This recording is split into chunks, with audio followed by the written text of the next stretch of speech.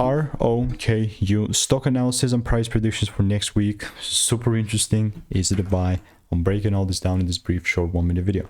Now, ultimately speaking, with ROKU Incorporated, it's a good pull down. You know, 15% correction is not small, but yeah, it's great. I'm looking to take it further up though, you know what I mean? Like, it's not that I'm going to immediately buy or anything. If I get rid of all this stuff, let me just also mark out the top. I mean, I just recently got this quick little long, which I'll move out of the way because it's in the way, honestly. I appreciate these pull downs and kind of, let's say, crashes, because it's in these situations where it's correcting down and just giving me a better opportunity to buy. Now, that's on average. I'm not saying this is going to be a better opportunity to buy, because even with this amount of freaking data that we have, these candles, it's not enough for me to look too long.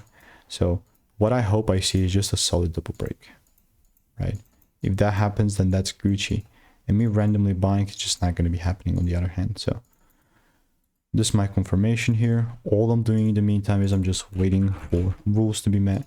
And if you want to stay tuned and get my money making emails and insights, click the first link in the description and I'll see you in the next one. Goodbye.